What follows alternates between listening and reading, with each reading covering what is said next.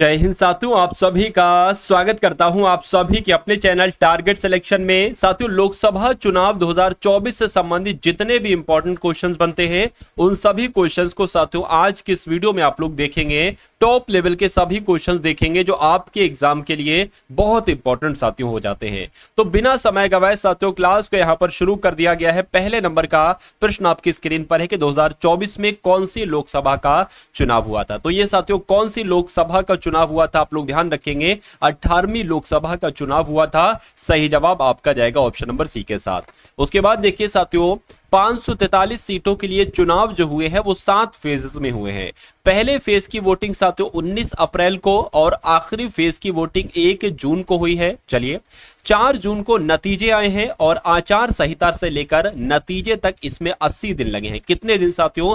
80 दिन लगे हैं। चलिए उसके बाद अगर बात करते हैं लोकसभा के 4 राज्य यानी कि लोकसभा के साथ 4 राज्यों की अगर बात करें तो आंध्र प्रदेश, ओडिशा, अरुणाचल प्रदेश, सिक्किम, यहां के विधानसभा चुनाव भी साथियों हुए हैं। ठीक है ना, तो ये भी आप लोग ध्यान रखेंगे। अब उसके बाद देखिए अगले प्रश्न है कि भारत के लोकसभा चुनाव 2024 में कितने करोड़ लोगों ने साथियों मतदान देकर विश्व रिकॉर्ड बनाया है, बताइए।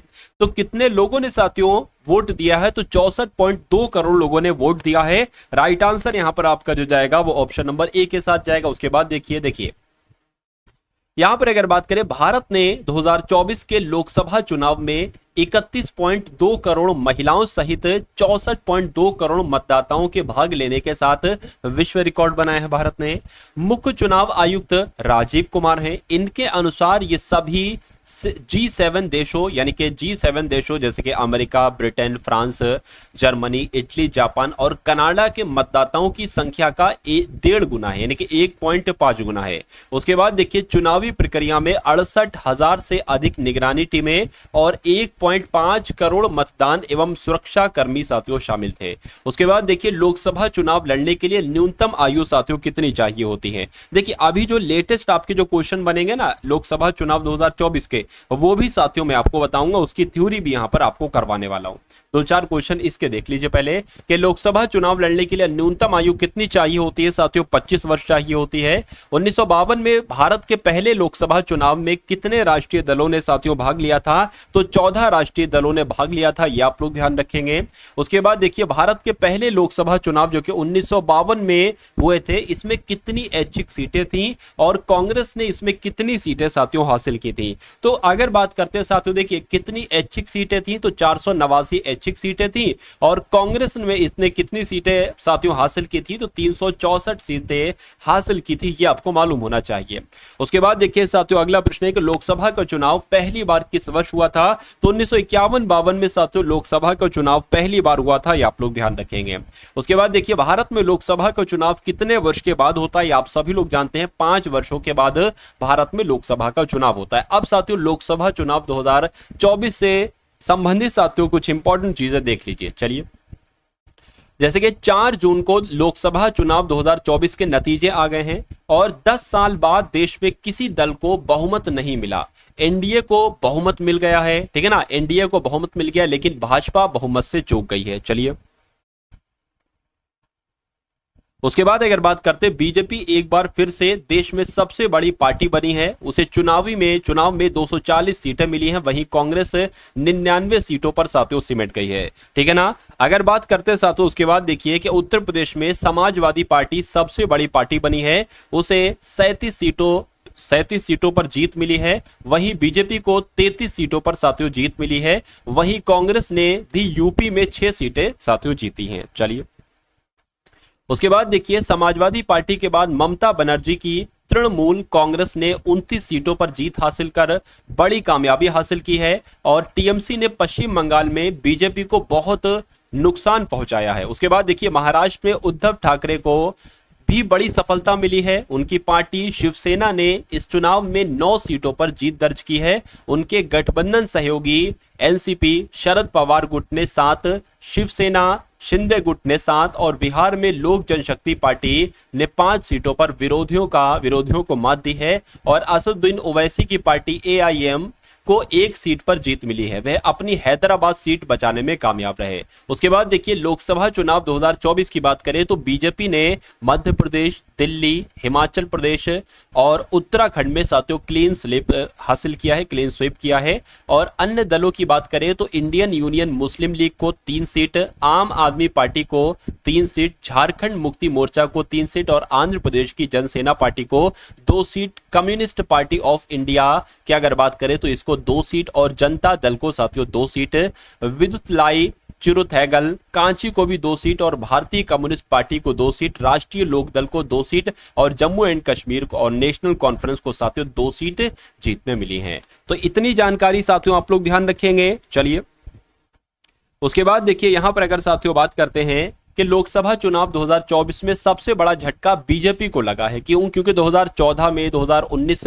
दोनों ही बार बीजेपी ने अपनी बहुमत हासिल की थी साथियों, ठीक है ना।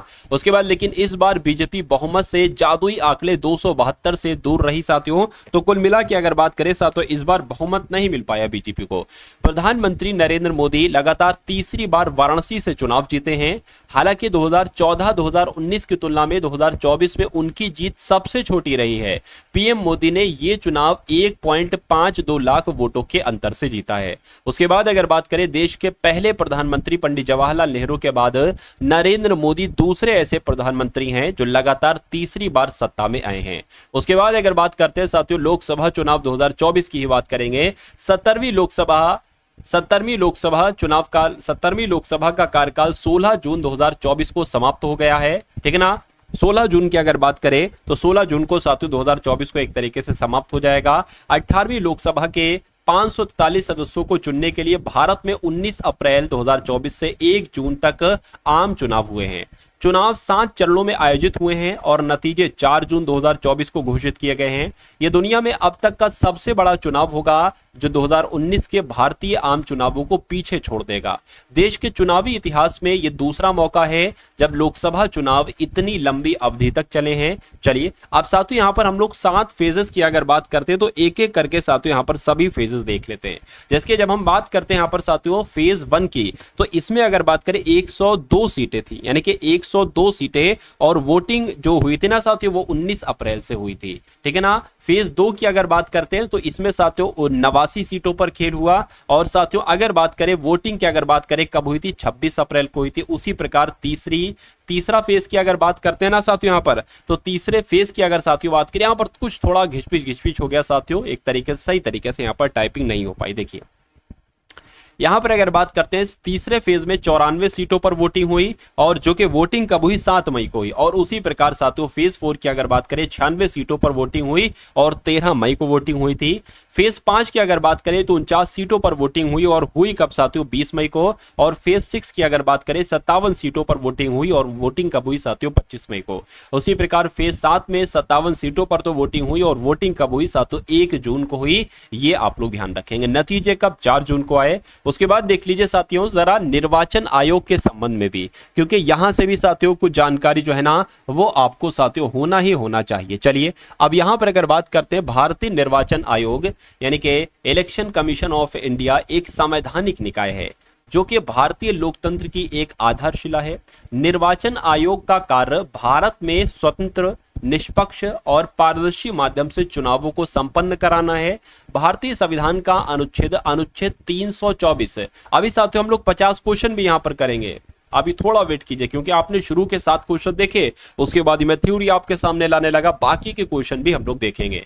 देखिए अनुच्छेद 324 जो है ना ये भारतीय निर्वाचन आयोग के गठन के बारे में निम्नलिखित प्रावधान करता है, जिसके इसमें मुख्य निर्वाचन आयुक्त और राष्ट्रपति द्वारा समय समय पर तय की गई संख्या में अन्य चुनाव आयुक्त शामिल होंगे। मुख्य निर्वाचन आयुक्त और अन्य निर्वाचन आयुक्त की नियुक्ति राष्ट्रपति द्वारा की जाएगी। उसके बाद देखिए निर्वाचन आयोग यानी कि इलेक्शन कमीशन, तो निर्वाचन आयोग अधिनियम 1991 के अनुसार मुख्य निर्वाचन आयुक्त और अन्य निर्वाचन आयुक्त 6 वर्ष की अवधि के लिए या 65 वर्ष की आयु तक साथियों जो है ना वो रिटायरमेंट होंगे, जो कि भी, मतलब जो भी पहले हो जाए, ठीक है, 65 वर्ष की आयु पहले हो जाए, या साथियों 6 वर्ष का कार्यकाल इनका पूर्व पहले हो जाए। उसके बाद देखिए निर्वाचन आयोग अधिनियम 1991 के अनुसार मुख्य निर्वाचन आयुक्त और आयुक्त राष्ट्रपति को पत्र लिखकर किसी भी समय अपने पद से इस्तीफा दे सकते हैं।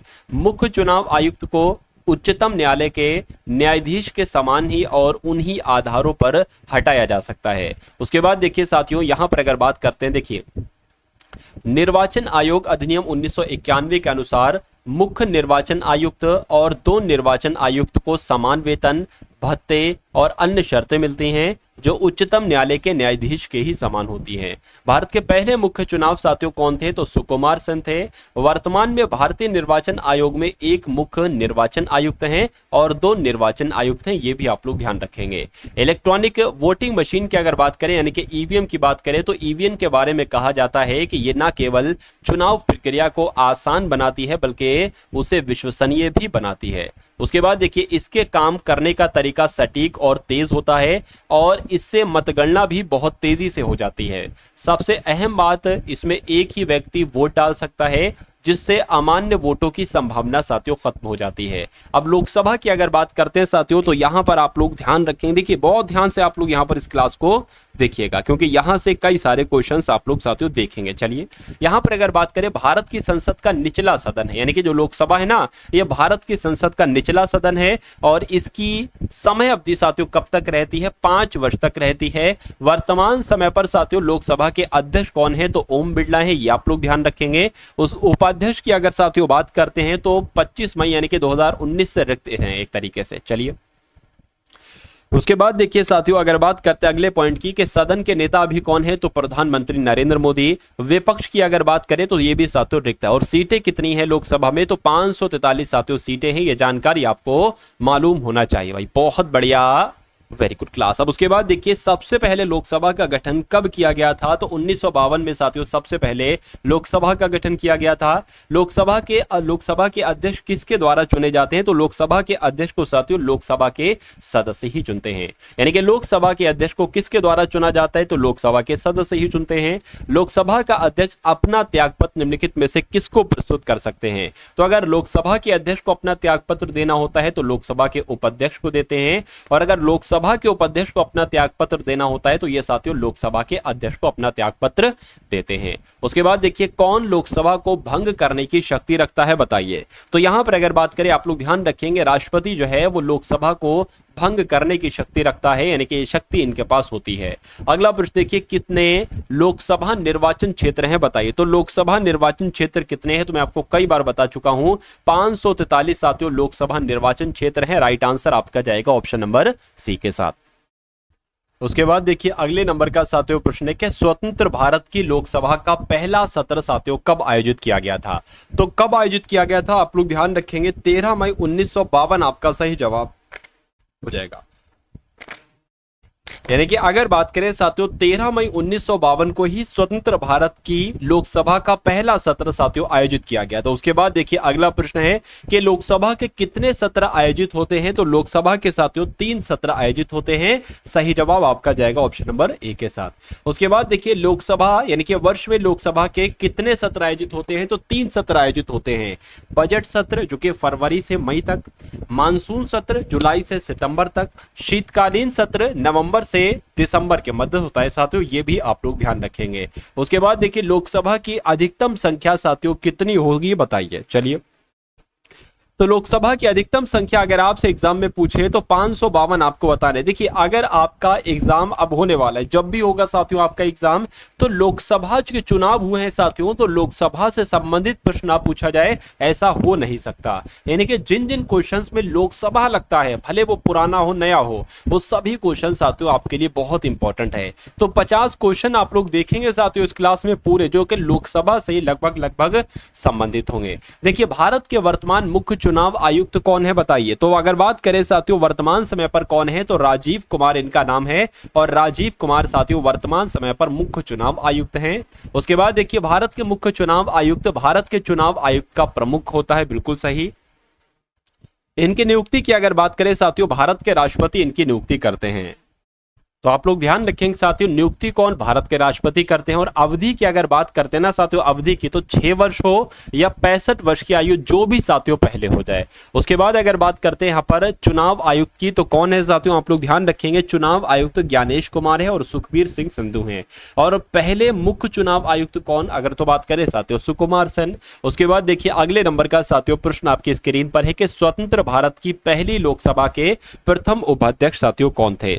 तो कौन थे साथियों, अनंत शैनम अयंगर थे। आप लोग ध्यान रखेंगे, राइट आंसर आपका जो जाएगा वो ऑप्शन नंबर सी के साथ जाएगा। उसके बाद देखिए अगला प्रश्न है कि लोकसभा की प्रथम महिला अध्यक्ष कौन थी, बताइए। तो लोकसभा की प्रथम महिला अध्यक्ष कौन थी साथियों, मीरा कुमार थी। आप लोग ध्यान रखेंगे, राइट आंसर आपका ए के साथ जाएगा। लोकसभा में केंद्र शासित प्रदेशों के लिए अधिकतम कितनी सीटें हो सकती हैं, तो अधिकतम 20 सीटें हो सकती हैं। लोकसभा में केंद्र शासित प्रदेशों के लिए अधिकतम साथियों 20 सीटें हो सकती हैं। उसके बाद देखिए लोकसभा का पीठासीन अधिकारी कौन होता है, बताइए। तो लोकसभा के पीठासीन अधिकारी लोकसभा के स्पीकर यानी कि लोकसभा के साथियों अध्यक्ष होते हैं। या आप लोग ध्यान रखेंगे, राइट आंसर आपका जाएगा ए के साथ। उसके बाद देखिए साथियों, जब अध्यक्ष और उपाध्यक्ष दोनों के पद रिक्त हो जाए, यानी कि दोनों एक तरीके से अपने पद पर ना हो, तो लोकसभा की अध्यक्ष साथियों कौन करते हैं। तो लोकसभा की अध्यक्ष की अगर बात करें, जो राष्ट्रपति के द्वारा साथियों मनोनीत लोकसभा के सदस्य हैं, फिर वो लोकसभा की अध्यक्ष करते हैं। अगर लोकसभा के अध्यक्ष भी ना हो, अध्यक्षता करते हैं। अगर लोकसभा के अध्यक्ष भी ना हो और उपाध्यक्ष भी ना हो। उसके बाद देखिए भारतीय संसद का कौन सा सदन जनता द्वारा प्रत्यक्ष रूप से निर्वाचित सदन है, बताइए। तो यहां पर आपका राइट आंसर जो जाएगा वो लोकसभा के साथ जाएगा। अगले नंबर का प्रश्न देखिए, संसद के दोनों सदनों की संयुक्त बैठक की अध्यक्षता कौन करते हैं। तो कौन करते हैं साथियों, तो लोकसभा के अध्यक्ष करते हैं। सही जवाब आपका जाएगा ऑप्शन नंबर बी के साथ। अब उसके बाद देखिए अगला प्रश्न आपकी स्क्रीन पर है कि सामान्यतः लोकसभा के प्रत्येक बैठक का पहला घंटा जिसमें सवाल पूछे जाते हैं और उनका उत्तर दिया जाता है, उसको साथियों क्या कहा जाता है। उस घंटे की अगर बात करें, उसको प्रश्नकाल कहा जाता है। उसको क्या कहा जाता है साथियों, उसको प्रश्नकाल कहा जाता है। राइट आंसर अगर आपका है ऑप्शन नंबर सी के साथ, तो बिल्कुल करेक्ट है। साथियों अगर आपने अभी तक इस वीडियो को लाइक नहीं किया है, तो साथियों तुरंत इस वीडियो को क्या कर दीजिए, तुरंत साथियों इस वीडियो को लाइक कर दीजिए। चलिए उसके बाद देखिए, नारी वंदन अधिनियम 2023 के अनुसार लोकसभा में महिलाओं के लिए कितनी प्रतिशत सीट आरक्षण का प्रावधान किया गया है। तो यहां पर अगर बात करें साथियों, 33% सीटों के लिए यानी कि महिलाओं के लिए सीटों का प्रावधान किया गया है। राइट आंसर आपका जाएगा ऑप्शन नंबर ए के साथ। उसके बाद देखिए अगला प्रश्न है कि यह कौन निर्धारित करता है कि कोई विधेयक सामान्य विधेयक है या धन विधेयक है। तो ये साथियों कौन करते हैं तय, ये लोकसभा के अध्यक्ष तय करते हैं। कौन करते हैं साथियों, लोकसभा के अध्यक्ष तय करते हैं। राइट आंसर अगर आपका है ऑप्शन नंबर ए, तो बिल्कुल करेक्ट है। उसके बाद देखिए लोकसभा में आम बजट साथियों कौन प्रस्तुत करते हैं। तो लोकसभा में आम बजट किसके द्वारा प्रस्तुत किया जाता है, वित्त मंत्री के द्वारा साथियों प्रस्तुत किया जाता है। ये आप लोग ध्यान रखेंगे, सही जवाब आपका जाएगा ए के साथ। केंद्र सरकार के खिलाफ अविश्वास प्रस्ताव किसमें पास किया जाता है, लोकसभा में, राज्यसभा में, विधानसभा में या साथियों विधान परिषद में। तो आप लोग यहां पर ध्यान रखेंगे कि केंद्र सरकार के खिलाफ अविश्वास प्रस्ताव साथियों लोकसभा में पास किया जाता है। सही जवाब आपका जाएगा ए के साथ। भारत की संसद किन किन से मिलकर बनी, यानी कि संसद की अगर बात करते हैं तो संसद की अगर बात करें, राष्ट्रपति, लोकसभा और राज्यसभा। क्या साथियों, लोकसभा और राज्यसभा और उसके अलावा राष्ट्रपति, यानी कि सही जवाब आपका अगर है साथियों ऑप्शन नंबर सी के साथ, तो बिल्कुल करेक्ट हो जाता भाई, बहुत बढ़िया, वेरी गुड क्लास। उसके बाद देखिए साथियों अगले नंबर का प्रश्न है कि लोकसभा के जनक के रूप में साथियों किसे जाना जाता है, बताइए। तो यहां पर अगर बात करें जीवी मावलंकर की जब हम बात करते हैं, तो इनको ही साथियों क्या कहा जाता है, एक तरीके से लोकसभा का जनक कहा जाता है, फादर ऑफ लोकसभा कहा जाता है। उसके बाद देखिए नेक्स्ट नंबर का क्वेश्चन आपकी स्क्रीन पर देखिए, भारत में आदर्श आचार संहिता कब लागू होता है। तो भारत में आदर्श आचार संहिता मतदान के तुरंत बाद, चुनाव से 3 महीने पहले या चुनावी तारीख से की घोषणा के तुरंत बाद, इनमें से कोई नहीं। तो मैं कहूंगा साथियों चुनावी तारीख की घोषणा के तुरंत बाद ही भारत में आदर्श संहिता यानी कि कोड ऑफ मॉडल कंडक्ट साथियों लागू हो जाता है। उसके बाद देखिए भारत में चुनावी तारीख के ऐलान के बाद आदर्श आचार संहिता कौन लागू करता है। तो कौन लागू करता है साथियों, भारतीय निर्वाचन आयोग लागू करते हैं भारत में आदर्श आचार संहिता। ये आप लोग ध्यान रखेंगे, सही जवाब आपका ऑप्शन नंबर सी हो जाता है। उसके बाद देखिए आदर्श आचार संहिता कब से कब तक लागू रहती है, बताइए। तो चुनावी तारीख के ऐलान के बाद से रिजल्ट घोषित होने तक साथियों आदर्श आचार संहिता लागू रहती है, ये आपको मालूम होना चाहिए। उसके बाद देखिए अगले नंबर का प्रश्न है कि भारत में वर्तमान में राष्ट्रपति लोकसभा में कितने एंग्लो इंडियन को मनोनीत कर सकते हैं? 1, 2, 3। तो मैं कहूंगा साथियों अब अगर ये क्वेश्चन आपसे पूछा जाए तो इनमें से एक भी नहीं आपको राइट आंसर के रूप में लगा देना है। भारतीय संविधान के किस अनुच्छेद में लोकसभा के गठन का प्रावधान है? तो लोकसभा के गठन का प्रावधान साथियों अगर बात करते हैं तो अनुच्छेद 81 में है। यानी कि अगर बात करें कि आपका राइट आंसर साथियों यहां पर क्या होगा तो ऑप्शन नंबर ए अगर आपका साथियों सही जवाब है तो बिल्कुल करेक्ट हो जाता। भाई बहुत बढ़िया, वेरी गुड क्लास। चलिए उसके बाद देखिए अगले नंबर का प्रश्न है साथियों कि लोकसभा में राष्ट्रपति द्वारा एंग्लो इंडियन के नॉमिनेशन को किस संवैधानिक संशोधन के द्वारा समाप्त किया गया था? तो 104वें संविधान संशोधन 2019 के तहत साथियों इसको समाप्त किया गया था। उसके बाद देखिए अगला प्रश्न है कि क्षेत्रफल की दृष्टि से देश का सबसे छोटा लोकसभा निर्वाचन क्षेत्र साथियों कौन सा है बताइए? तो चांदनी चौक की अगर बात करें तो क्षेत्रफल की दृष्टि से भारत का सबसे छोटा लोकसभा निर्वाचन क्षेत्र साथियों चांदनी चौक है। राइट आंसर आपका बी के साथ जाएगा। लोकसभा में किसी भी कार्य को करने के लिए गणपूर्ति के लिए सदस्यों की न्यूनतम आवश्यक संख्या साथियों कितनी होती है बताइए? तो कितनी होती है? सदन के सदस्यों की कुल संख्या का 5वां भाग नहीं, सदन के सदस्यों की कुल संख्या का 10वां भाग। बिल्कुल सही साथियों, 10वां भाग ही होती है। यानी कि आपका राइट आंसर जो जाएगा वो ऑप्शन नंबर बी के साथ जाएगा। भाई बहुत बढ़िया, वेरी गुड क्लास। चलिए साथियों उसके बाद देखिए अगले नंबर का प्रश्न आपकी स्क्रीन पर आपसे पूछा जा रहा है कि लोकसभा का कार्यकाल 5 वर्ष से अधिक किस अवस्था में बढ़ाया जा सकता है? वैसे तो लोकसभा का कार्यकाल 5 वर्ष का होता है, लेकिन अगर साथियों राष्ट्रीय आपातकाल लागू हो जाता है तो साथियों ये आपका कार्यकाल बढ़ाया जा सकता है।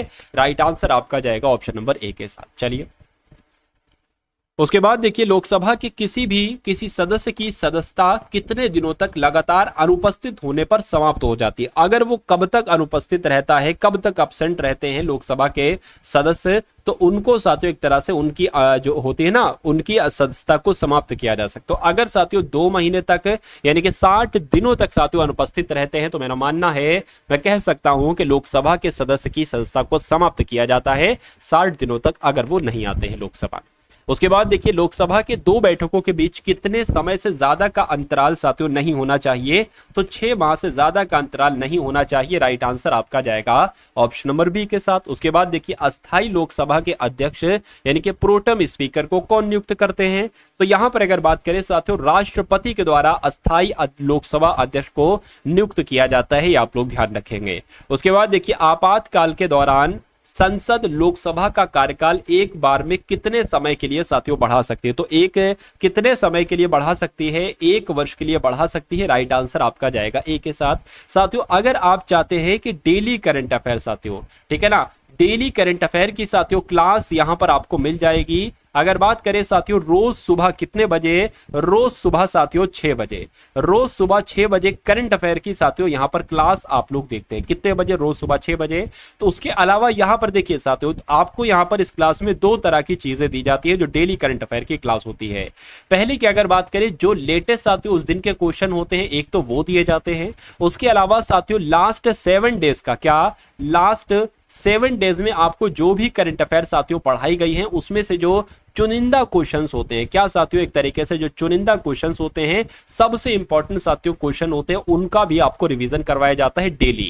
यानी कि सबसे पहले साथियों 15 से 16 क्वेश्चन आप देखेंगे उस दिन के लेटेस्ट क्वेश्चन करंट अफेयर के। उसके बाद साथियों लगभग 7 दिन के करंट अफेयर भी आपको उसी क्लास में ही समझाए जाते हैं। तो साथियों चैनल को आप लोग सब्सक्राइब करके बेल आइकन पर जरूर क्लिक कर लीजिए और वो सुबह वाली करंट अफेयर साथियों आप लोग जरूर देखा कीजिए। चलिए उसके बाद देखिए लोकसभा में अनुसूचित जाति और अनुसूचित जनजाति के लिए सीटों का आरक्षण संविधान के किस अनुच्छेद से संबंधित है? तो अनुच्छेद 330 से संबंधित है। राइट आंसर आपका जाएगा ऑप्शन नंबर ए के साथ। भारत के किस राज्य में लोकसभा सीटों की संख्या सबसे ज्यादा है? तो कहां पर है साथियों लोकसभा की सीटों की संख्या? उत्तर प्रदेश में है। और कितनी है साथियों? 80 है। अगले नंबर का प्रश्न देखिए वर्तमान में लोकसभा में अनुसूचित जातियों के लिए आरक्षण स्थानों की संख्या कितनी है? तो आरक्षण स्थानों की संख्या कितनी है साथियों? 84 है। सही जवाब आपका जाएगा सी के साथ। उसके बाद देखिए लोकसभा सदस्य अपना त्यागपत्र किसको देते हैं साथियों बताइए? तो किसको देते हैं साथियों? लोकसभा के अध्यक्ष को देते हैं। राइट आंसर अगर आपका है ऑप्शन नंबर ए तो बिल्कुल करेक्ट है। उसके बाद देखिए, राष्ट्रपति लोकसभा का कार्यकाल पूरा करने से पहले किसकी सलाह पर भंग कर सकते हैं? तो प्रधानमंत्री की सलाह पर भंग कर सकते हैं। सही जवाब आपका ए के साथ जाएगा। सरकार के खिलाफ अविश्वास प्रस्ताव पेश किया जा सकता है। कहां पर साथियों पेश किया जा सकता है? तो राज्यसभा में भी पेश किया जा सकता है और लोकसभा में भी पेश किया जा सकता है। इसलिए राइट आंसर आपका जो जाएगा वो ऑप्शन नंबर सी के साथ जाएगा। उसके बाद देखिए, अगला प्रश्न है कि लोकसभा के निर्वाचन के लिए नामांकन पत्र किसके द्वारा दाखिल किया जा सकता है? तो किसके द्वारा साथियों दाखिल किया जा सकता है? भारत में निवास करने वाले किसी व्यक्ति के द्वारा, या जिस निर्वाचन क्षेत्र में निर्वाचन लड़ा जाना है वहां के निवासी द्वारा, या भारत के किसी नागरिक के द्वारा जिसका नाम किसी निर्वाचन क्षेत्र की मतदाता सूची में है। यानी कि आंसर आपका जो जाएगा वो ऑप्शन नंबर साथियों सी के साथ जाएगा। भाई बहुत बढ़िया, वेरी गुड क्लास। तो साथियों लोकसभा 2024 के आपने चुनावों से संबंधित क्वेश्चंस भी देखे और उसके अलावा साथियों जो आपकी स्टैटिक जीके के मैक्सिमम क्वेश्चंस बनते हैं उनको साथियों मैंने आज के इस वीडियो में आपके लिए करवाया। तो ये क्लास आपको कैसी लगी साथियों? जैसी भी लगी कमेंट सेक्शन में एक बार जरूर बताएंगे। उसके अलावा चैनल पर अगर नए हैं साथियों, चैनल को जरूर सब्सक्राइब कर लीजिए। और टेलीग्राम ग्रुप की अगर बात करें तो साथियों ग्रुप में जाकर, मतलब टेलीग्राम में जाकर टारगेट सिलेक्शन आप सर्च करेंगे तो आपको हमारा चैनल मिल जाएगा, उसको साथियों जरूर ज्वाइन कर लीजिएगा। तो मिलते हैं हम सभी लोग आने वाली वीडियो में। जय हिंद साथियों। बाहों में ले ले और खुद को भीग जाने दे, जो सीने में कैद दरिया वो छूट जाएगा।